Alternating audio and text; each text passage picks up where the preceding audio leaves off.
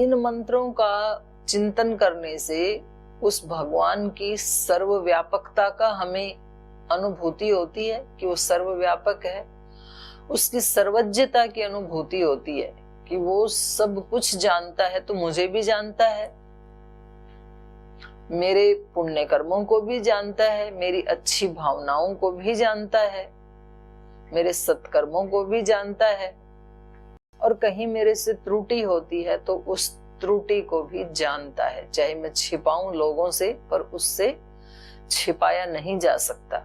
ये जब व्यक्ति को पक्का विश्वास हो जाता है उसकी रचना को देख करके, तो फिर व्यक्ति पाप करता नहीं है, अघ करता ही नहीं है। तो उसके सब अघ का या पापों का फिर मर्षण हो जाता है, पिस जाते हैं वो।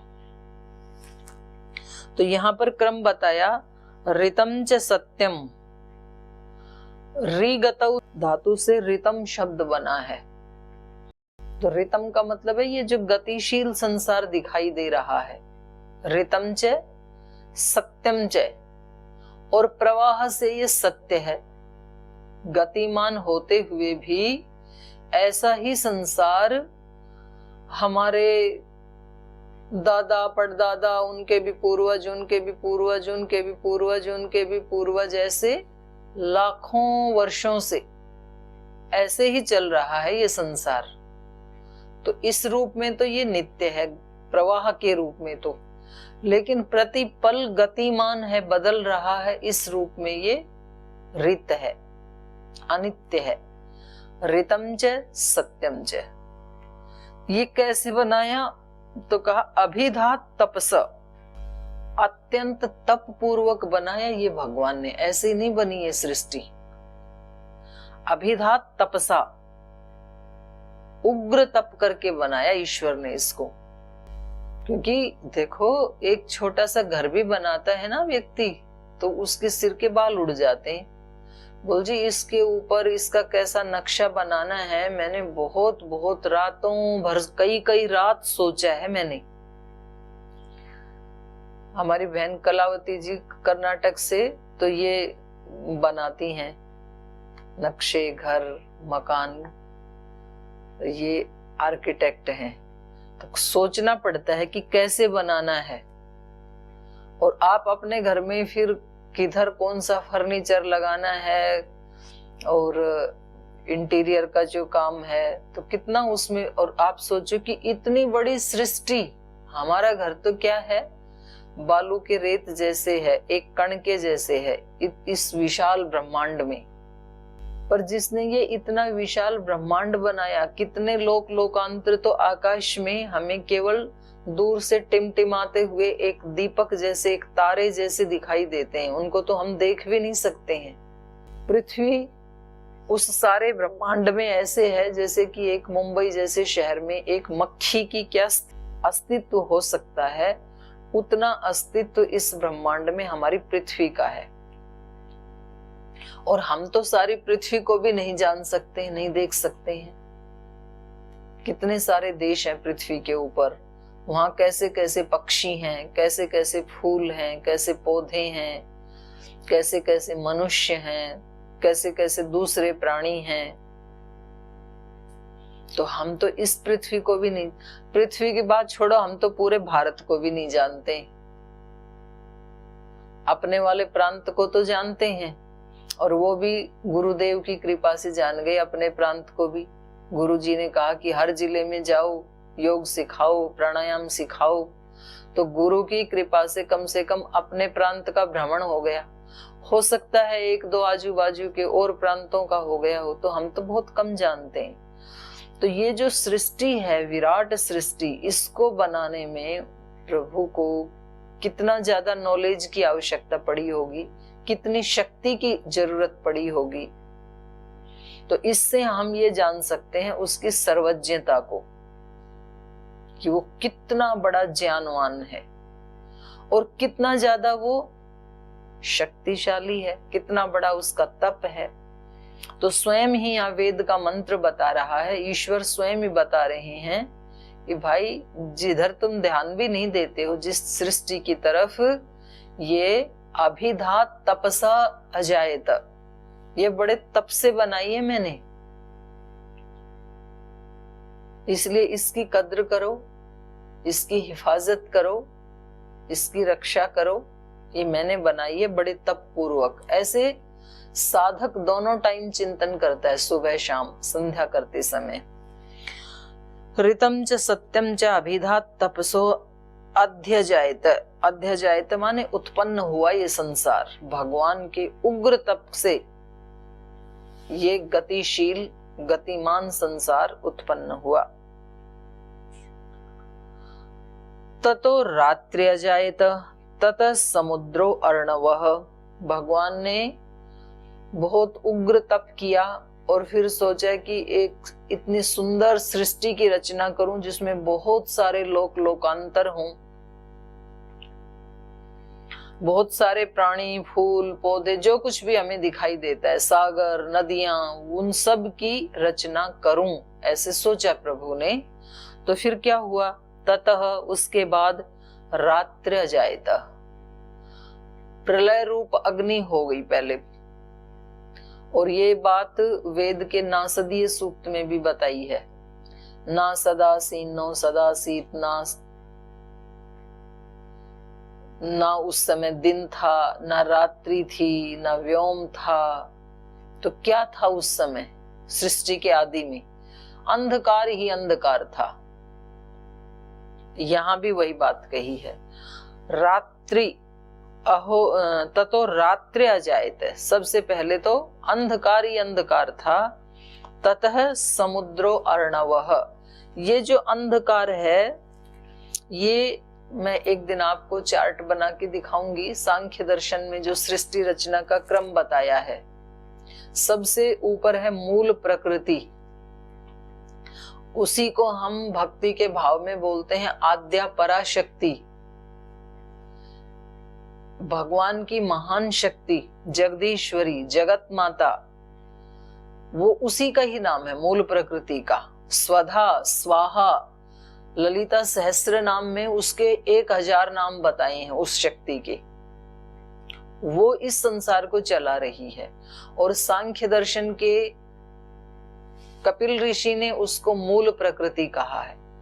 सत्व रजस तमसाम साम्यावस्था प्रकृति, प्रकृतिर महान महतो अहंकार, अहंकारात् पंच तन्मात्राणि उभयम इंद्रियम तन्मात्रेभ्य स्थूल भूतानि पुरुष इति पंचविंशतिर गणः।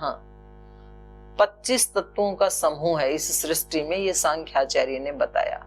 तो सबसे पहले जो मूल प्रकृति है, जब ईश्वर को लगता है कि मैं सृष्टि की रचना करूं, तो उस मूल प्रकृति में क्षोभ उत्पन्न हो जाता है, एक हलचल उत्पन्न हो जाती है उसमें।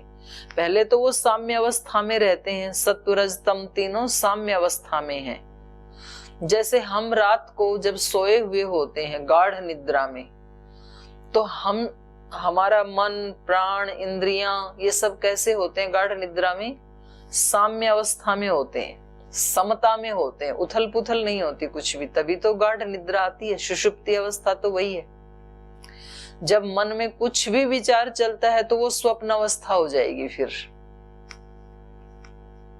तो ये जो अवस्था थी इसका नाम। और फिर सुबह जब हमें कुछ कार्य में लगना है तो क्या होता है, फिर मन में जैसे ही हम उठे बिस्तर से, कुछ तो चिंतन चलना शुरू हो जाता है।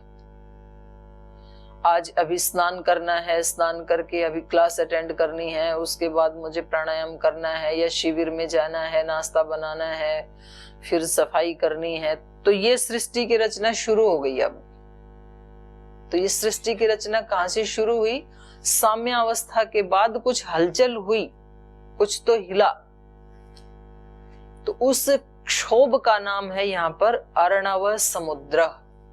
ततो रात्रि अजायतः ततः समुद्रो अर्णवः। अर्णव एक तो धरती का समुद्र है और एक तो आकाश में भी समुद्र है। ये सारी बारिश, ओले, पत्थर कहां से आते हैं? कहीं से तो आते ही। दिखते तो है नहीं ऊपर, लेकिन आ जाते हैं। अब पानी दिखता तो है नहीं ऊपर, लेकिन बरस जाता है कितना सारा। कहां से आता है? और जब बारिश नहीं होती है तब किसने रोक रखा है उसको? कोई ऐसी लेयर तो नहीं लगा रखी, कोई ऐसी वाटरप्रूफ चादर तो नहीं डाल रखी, कोई छलनी भी नहीं लगा रखी कि एक एक बूंद आता है। तो एक एक बूंद कहां से आता है? कोई ऐसी छलनी तो नहीं उसमें से छन करके आता है? आता तो है, लेकिन हम देखते हैं। तो ये अर्णव समुद्र जब सांख्य की दृष्टि से हम देखेंगे तो इसका नाम है महतत्व। जो सृष्टि में सबसे पहली वस्तु बनी उसका नाम है महतत्व।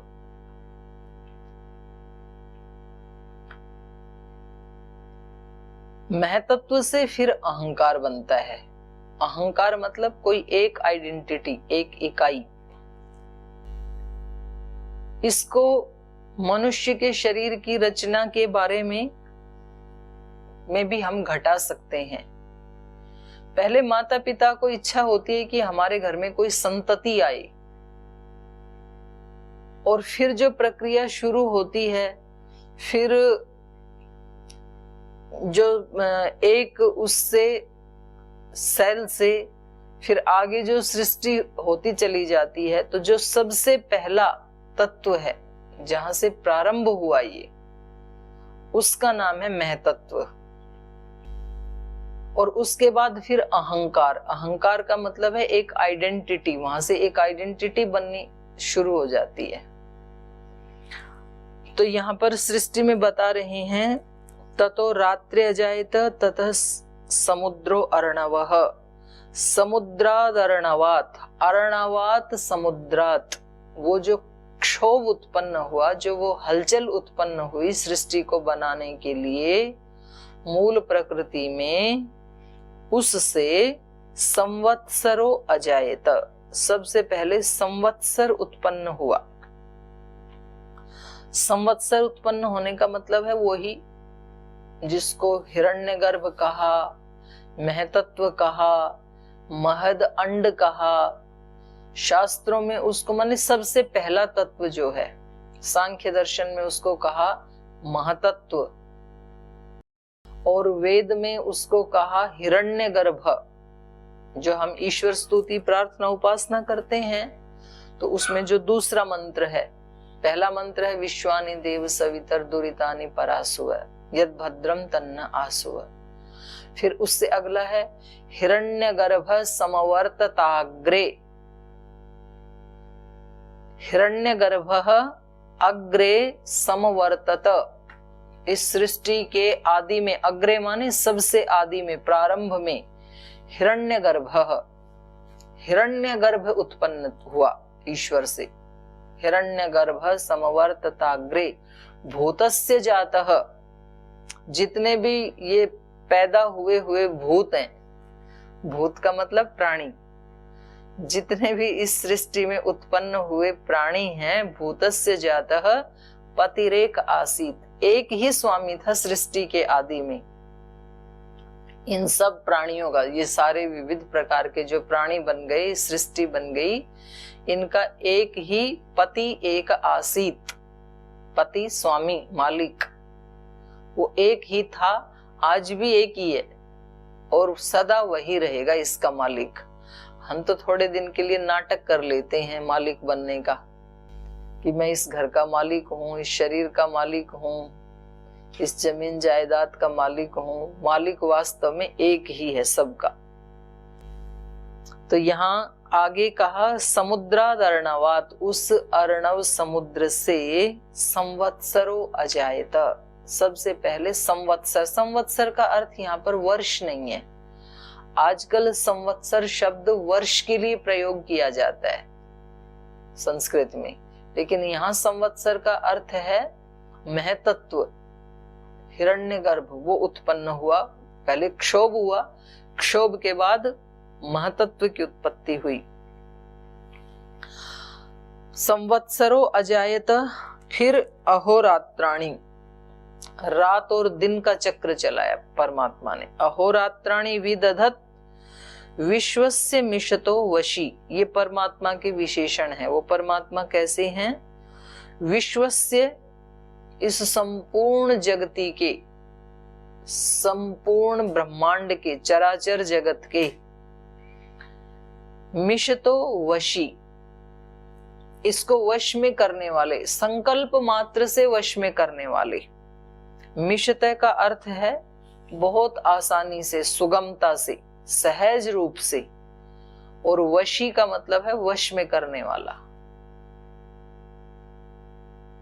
कभी कभी हमें ऐसे लगता है ना, भाई ये तो इतना आंधी तूफान आ गया, इसको तो कैसे वश में करें, ये तो हमारे वश की बात नहीं है, हम ऐसे बोल देते हैं, हमारे वश में नहीं है ये। कुछ कठिन काम आता है तो व्यक्ति ऐसे बोलता है, लेकिन ईश्वर के ये पूरे लोक लोकांतर बहुत सुगमता से उसके वश में है।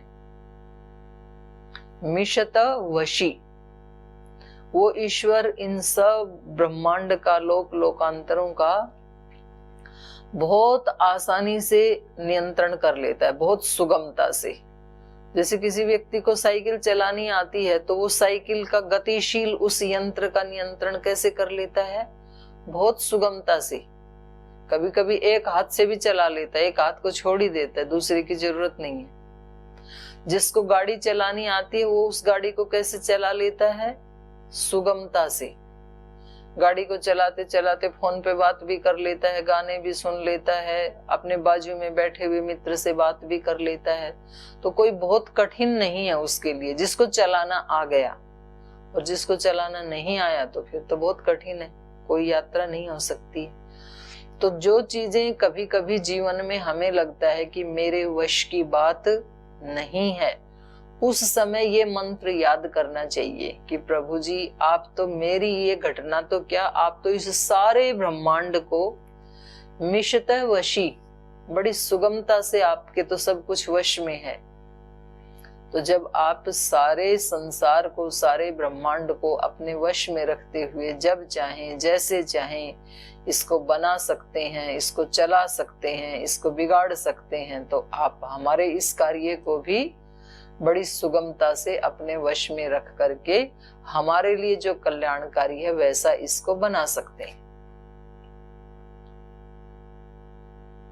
जो मुसीबत, जो संकट हमारे वश में नहीं है, उसको वो कैसे काट देता है, एक क्षण में।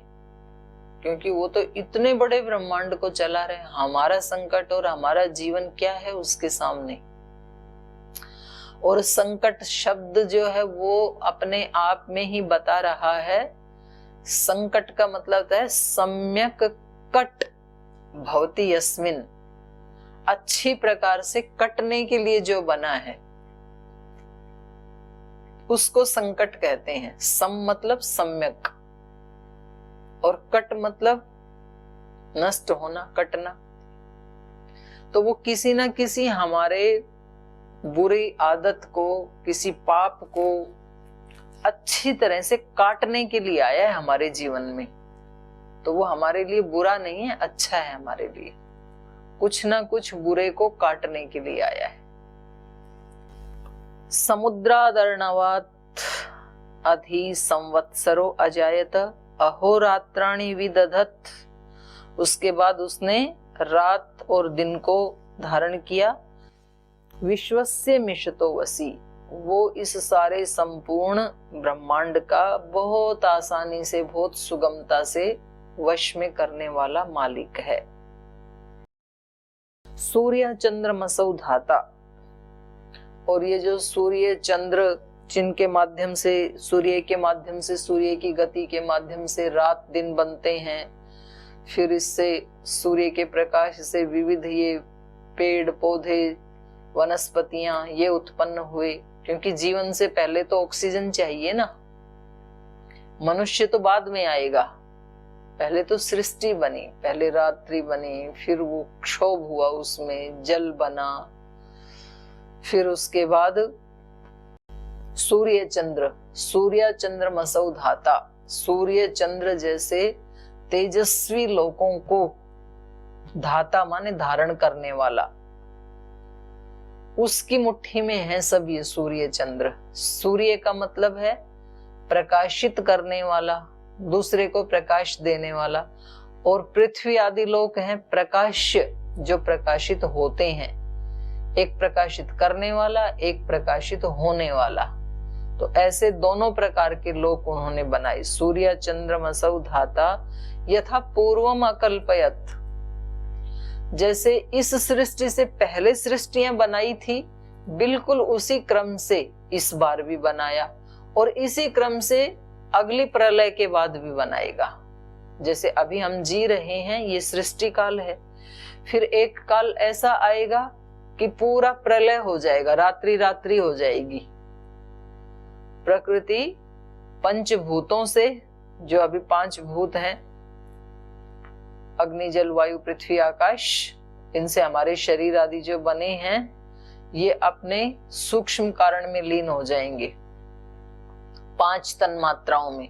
5 तन्मात्राएं अहंकार में लीन हो जाती हैं, अहंकार महतत्व में लीन हो जाता है, महतत्व मूल प्रकृति में लीन हो जाता है, उसका नाम है महाप्रलय।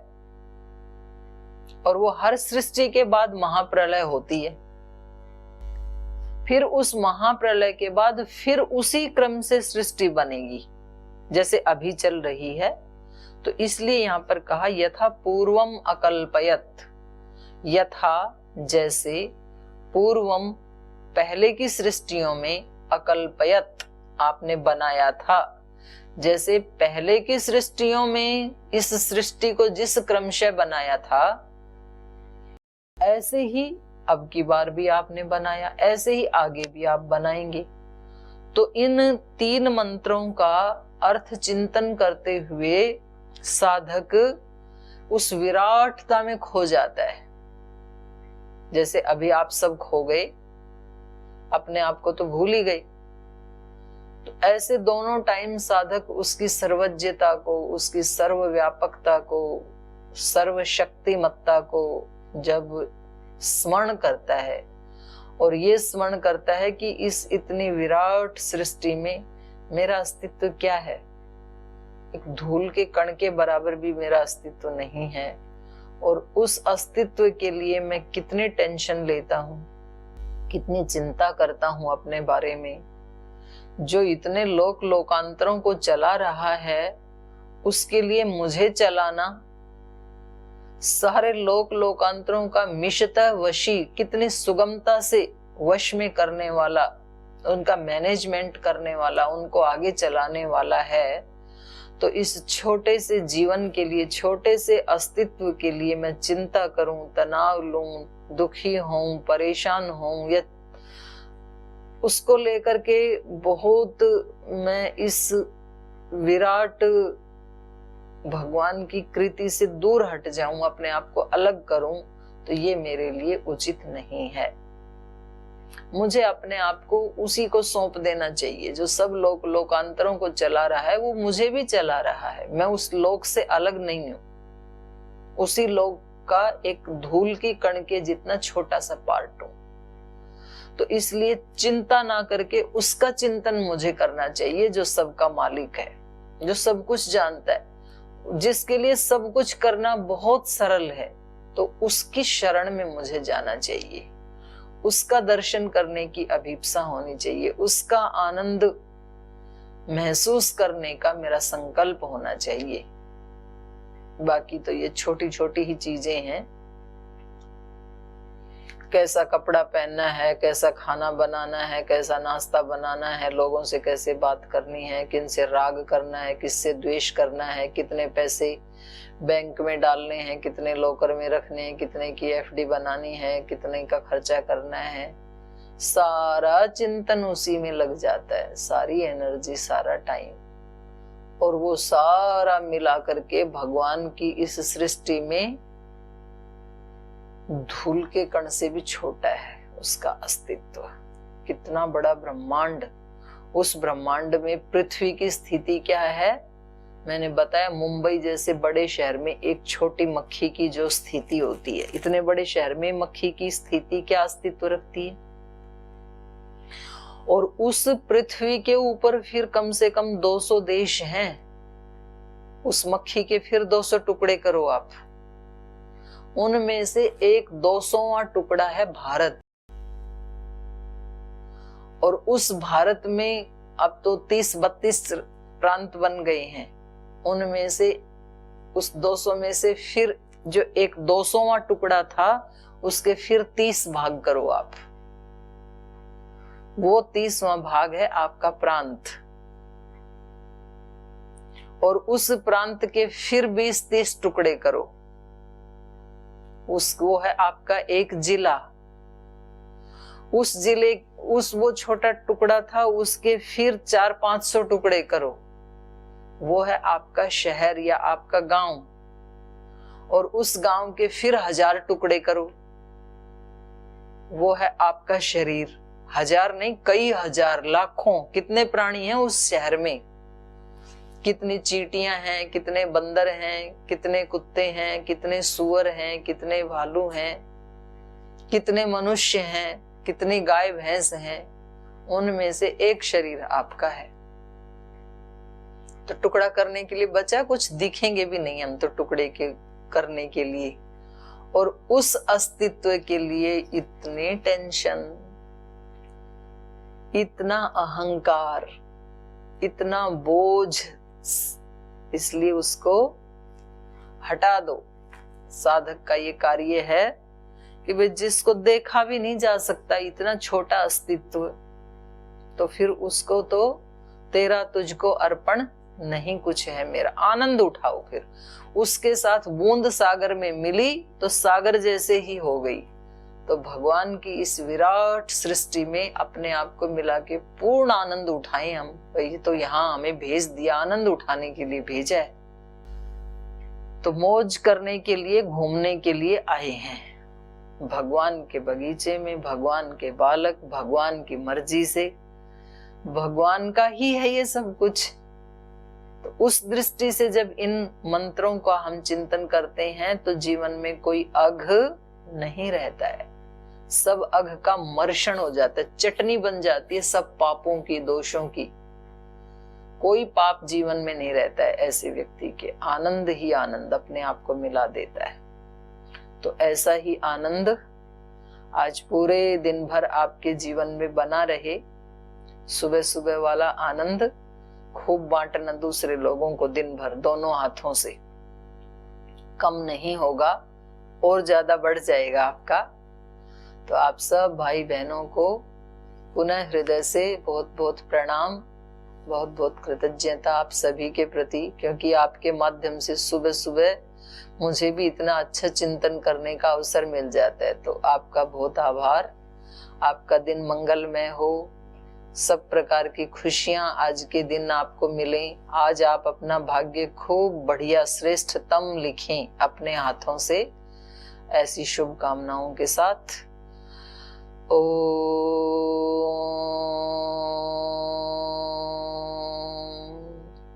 शांति शांति शांति। ओम श्री परमात्मने नमः। ओम श्री गुरुभ्यो नमः। सर्वेभ्यो नमः।